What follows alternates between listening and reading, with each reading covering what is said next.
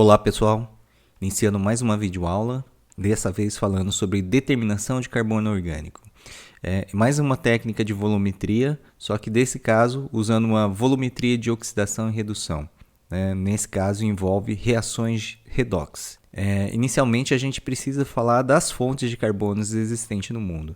A maior fonte são as rochas, os sedimentos subaquáticos que a gente tem, que proporciona a maior quantidade de reserva de carbono que existe. A segunda fonte mais abundante seria o carbono retido nas águas dos oceanos e nos organismos que têm carbonatos na sua estrutura.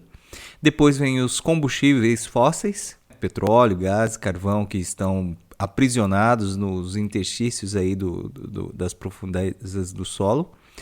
E depois vem a matéria orgânica do solo, o CO2 atmosférico e os organismos vegetativos, as plantas terrestres. Bom, então a gente pode ver aqui que o carbono ele pode ser encontrado em diferentes formas químicas, desde rochas na forma de carvão, diamante e várias outras espécies químicas, como também na forma gasosa, como CO2, como metano, como outros gases existentes. Mas quando a gente está falando agora da determinação de carbono orgânico, o nosso objetivo, o nosso foco principal é as ciências agrárias. E aí vem a pergunta, qual que é a importância do carbono para a agricultura? Bom, o carbono em si, que a gente está citando para o nosso caso, para o nosso estudo em si, é o carbono presente no solo. E quando a gente fala do carbono presente no solo, a gente está falando de um material vegetal que foi depositado naquele solo em si. Essas plantas cumpriram seus ciclos de vida e acabam morrendo e sendo depositados sobre esse solo. Esse material é decomposto e com o tempo esse ciclo de crescimento vegetativo, morte, decomposição, ela vai acumulando algumas substâncias resistentes, geralmente substâncias à base de carbono, no qual gera as substâncias úmicas, que nada mais são do que uma cadeia de resíduos vegetais formados aí de ligninas, compostos aromáticos, celulose, vários outros compostos orgânicos estáveis que se agrupam nessa superfície do solo, nos interstícios entre os grânulos inorgânicos, e aí passam a ter uma importância bastante grande para a estrutura microbiológica, química e física do solo. Então, só para vocês terem uma ideia, que a presença das substâncias úmicas, elas facilitam a formação dos agregados. Então, fisicamente, ela permite maior aeração, permite com que a formação de grânulos, de agregados em si, permita que o fluxo de água seja mais abundante, tenha uma fluidez melhor. A presença desses micro-organismos fornece nutrientes para o crescimento microbiológico e também a gente viu lá na parte química que os grupos funcionais dessas substâncias úmicas, elas também têm cargas e elas podem reter os cátions. Então, todo solo com uma quantidade substancial de elementos úmicos tem uma CTC maior. Então, ele contribui para a retenção de cátions.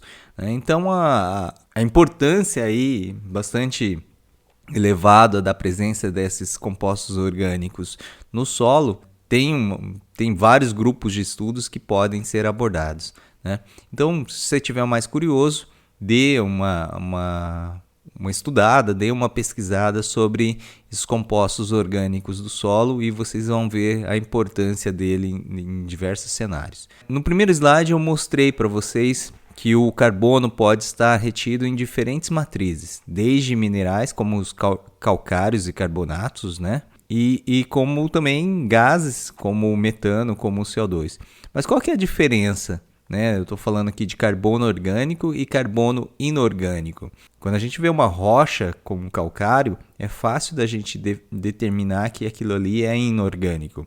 Mas e a ureia, por exemplo? É um carbono orgânico ou é um carbono inorgânico? Então, a gente precisa definir melhor o que seria carbono orgânico e o que é carbono inorgânico. Para definir o que é orgânico e o que é inorgânico, nós precisamos olhar suas características químicas. Então vamos pegar aqui o carbonato de cálcio, que é um exemplo clássico de um elemento inorgânico, e olhar a distribuição de carga dele.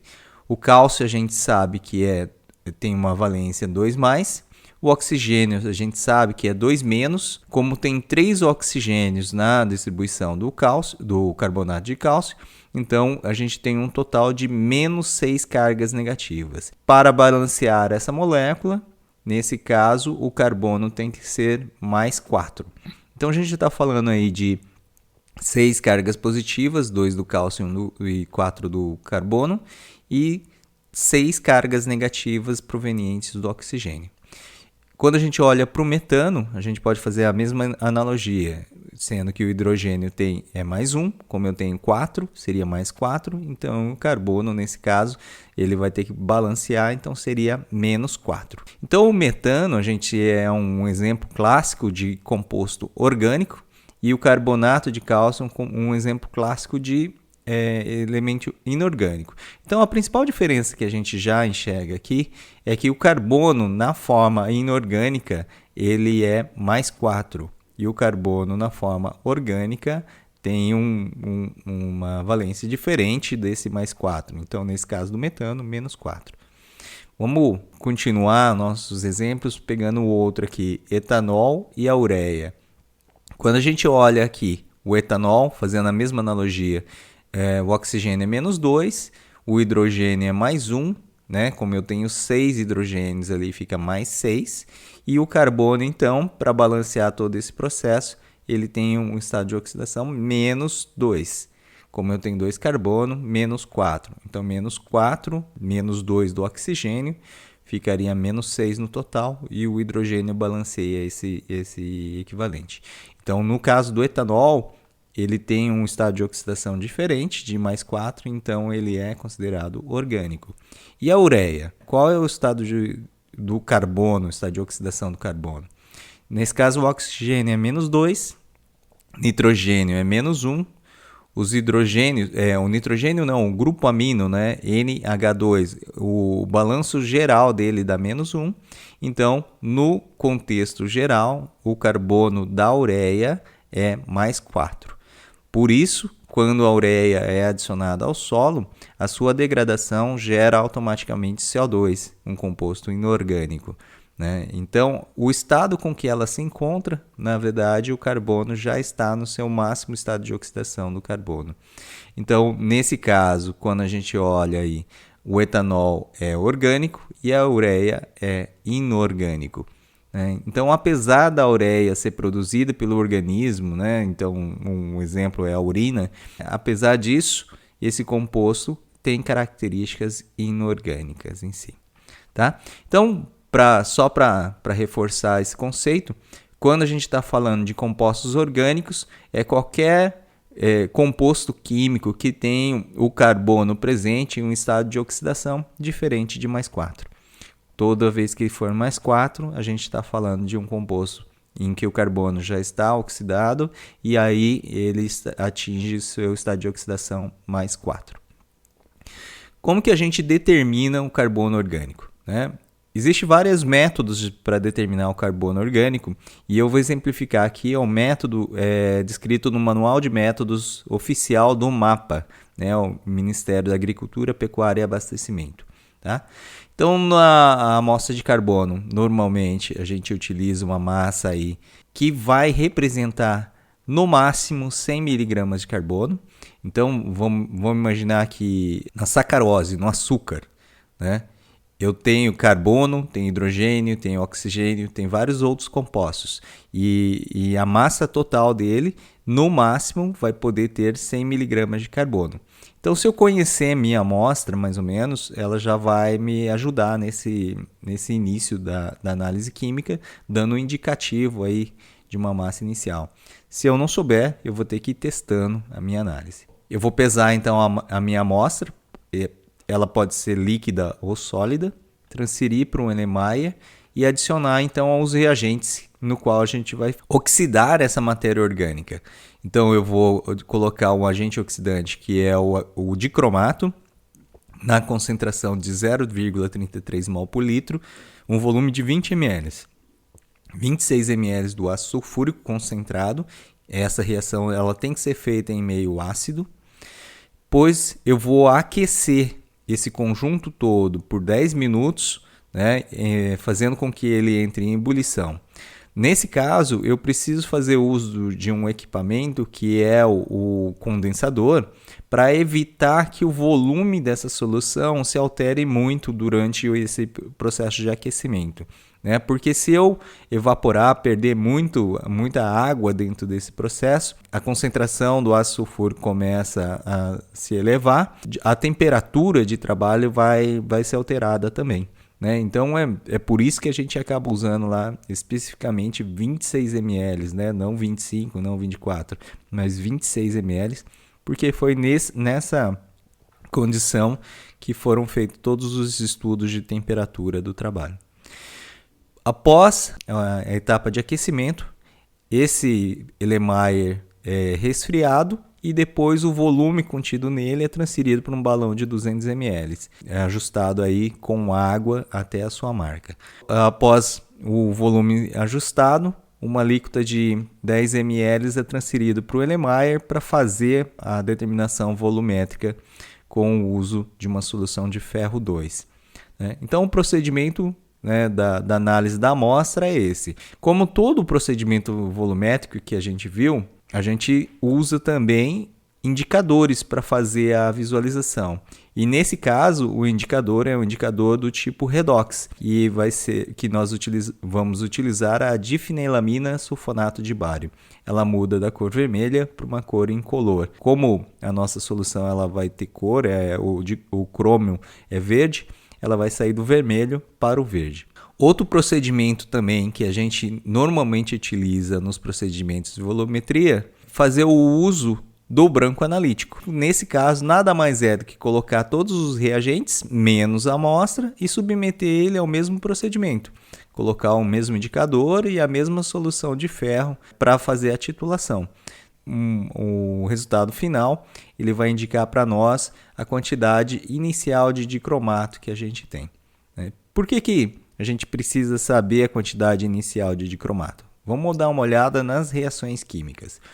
A reação química que está ocorrendo é uma reação entre o carbono, né, esse carbono oxidável, o carbono orgânico, e o dicromato de potássio em meio ácido sulfúrico. O carbono, aqui representado, por exemplo, com estado 0, e o dicromato como +6, após a reação, esse dicromato passa a ser 3 e o carbono totalmente oxidado passa a ser +4 na forma aqui de CO2. Então, o que acontece na reação? A gente tem o carbono reagindo com o dicromato, ou mais especificamente com cromo. Trocas de elétrons vão ocorrer entre o carbono e o dicromato. O carbono perde 4 elétrons e o dicromato ganha 3 elétrons. Como que ocorre, como que é baseado essa nossa análise química? Eu vou determinar o carbono através de uma reação com dicromato, mas como que é feita a volumetria?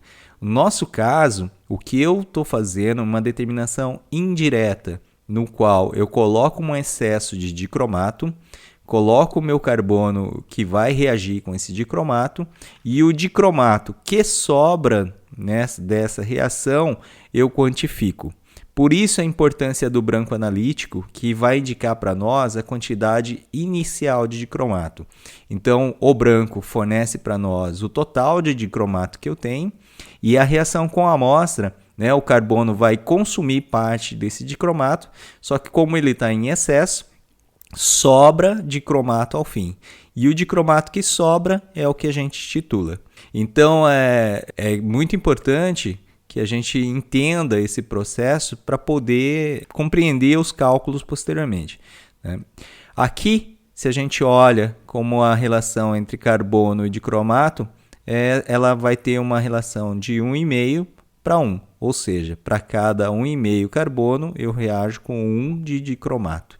Existe aí uma relação estequiométrica. Então, guardem esses números, mais para frente a gente vai utilizar. Só para entender de forma mais ilustrativa, inicialmente a gente tem lá a solução de dicromato. Eu coloco a minha amostra de carbono nesse meio, o dicromato e o carbono vão reagir, né? Esse dicromato vai ser consumido pelo carbono, né? Então o cromo 6 vai passar a ser cromo 3, e aí só que como eu tenho um excesso de dicromato, sobra dicromato. E é isso que a gente vai determinar no final pela titulação. Então, o branco analítico ele fornece para nós o quanto tenho de dicromato, o quanto eu coloquei de dicromato, e da minha amostra o quanto sobrou desse dicromato. A diferença entre o quanto eu coloquei no início e o quanto sobrou vai indicar para mim indiretamente a quantidade de carbono que eu tinha na minha amostra. Como que eu faço a titulação? Eu vou utilizar para fazer essa análise uma solução de ferro 2. A reação química que vai ocorrer é ferro com dicromato remanescente, meio ácido, né? Ele continua com o ácido sulfúrico, passando do ferro 2 para ferro 3, tá? E o dicromato também, novamente, vai passar de 6 para 3. Então, o ferro perde um elétron, passa de 2 para 3, e o dicromato de 6 para 3 também. Então, ele ganha 3 elétrons aqui nessa reatividade.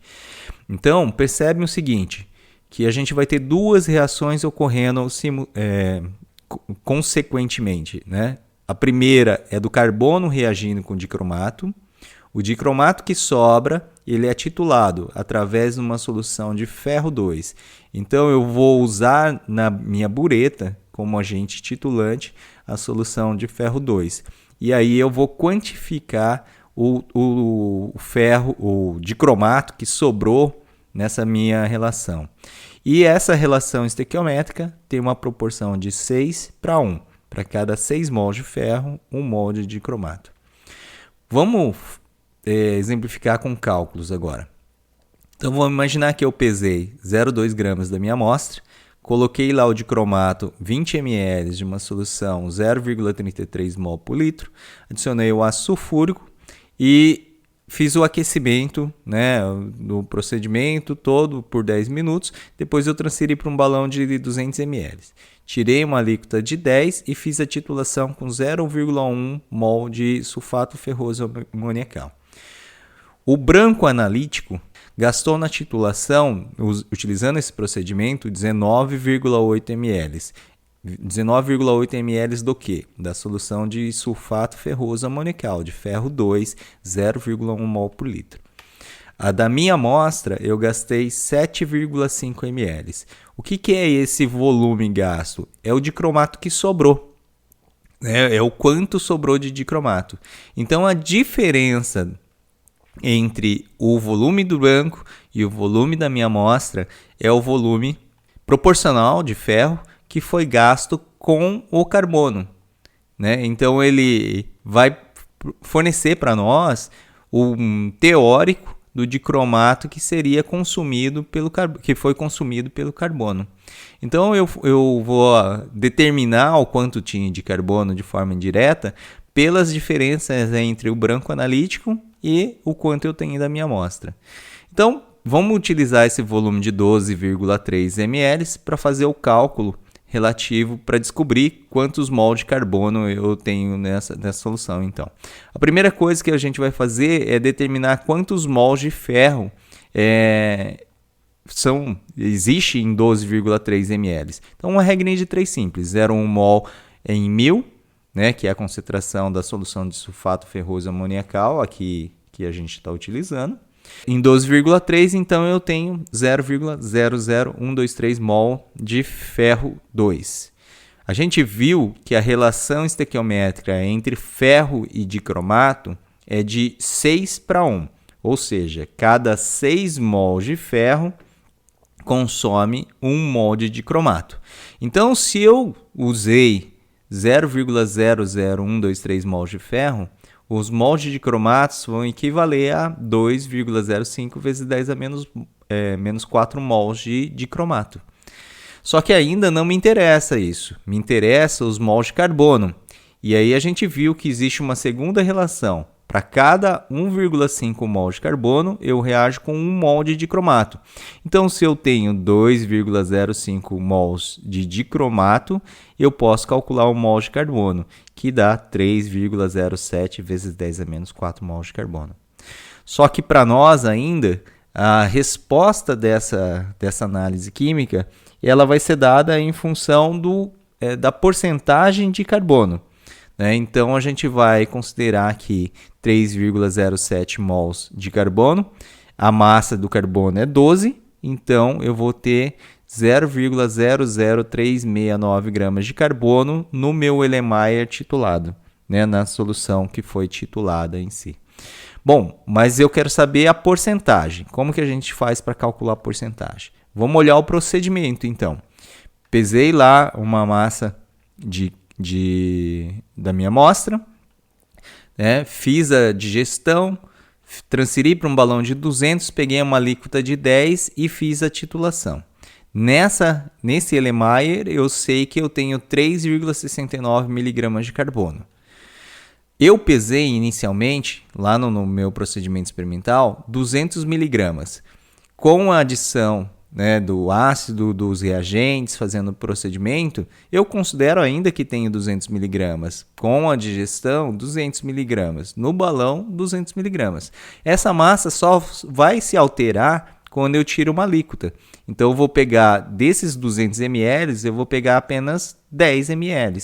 Então, essa massa que era 200 miligramas não é mais, ela passa a ser agora 10 miligramas do total.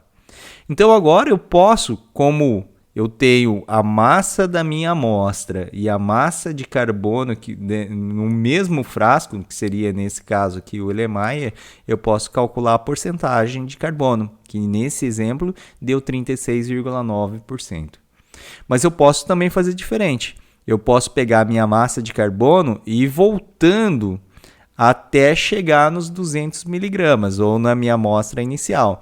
Então, ou seja, se eu tenho 3,69 miligramas de carbono em 10 ml dessa solução, em 200 eu teria quanto? 73,8 miligramas, que é igual aqui, que é igual aqui, que é o que contém na minha amostra, que contém nesses 200 miligramas, que contém aqui nessa proporção, nessa massa pesada de 0,2 gramas. E se a gente fizer a porcentagem nessa relação, 200 miligramas é 100%, 73,8% é a mesma coisa, 36,9%. Então, a forma como que você vai resolver isso vai depender muito mais do seu entendimento, da sua facilidade de calcular. Como que funciona o indicador para essa solução? Em todos os casos que a gente fez volumetria, na volumetria ácido-base, na volumetria de complexação, o indicador ela mudava bruscamente de cor no ponto de equivalência, ou mais especificamente no ponto final. Nesse caso também isso ocorre, só que no nosso caso a curva de calibração, a curva de titulação, ela vai considerar uma variação brusca do potencial eletroquímico da solução. Então, o nosso Erlenmeyer, inicialmente, ele tem um excesso de dicromato. Então, o potencial do dicromato é 1,36 volts. E, ao final, quando a gente colocar um excesso de ferro, o potencial vai ser da solução do ferro, que tem um potencial de 0,77 volts. O nosso ponto de equivalência nada mais é do que a média entre essas duas reações. Então, o ponto de equivalência fica em torno de 1,07. O que o nosso indicador faz? Ela nada mais é do que um composto químico que muda de cor de acordo com o potencial de equivalência. Acima de 0,84 volts, a difenilamina sulfonato de bário tem uma cor, e abaixo de 0,84 volts ele é incolor. Então, o que acontece? Quando eu chego no ponto de equivalência e adiciono a primeira gota em excesso, ela ultrapassa essa barreira de 0,84 volts e aí ocorre a mudança de cor. É uma alteração pelo potencial do meio reacional que a gente tem. Certo? Pessoal, então fique agora com a demonstração prática da determinação de carbono e um grande abraço. Tchau, tchau.